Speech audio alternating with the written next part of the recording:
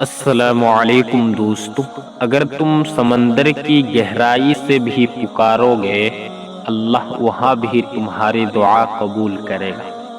جب وقت کروٹ لیتا ہے تو بازیاں نہیں زندگیاں پلٹ جاتی ہے۔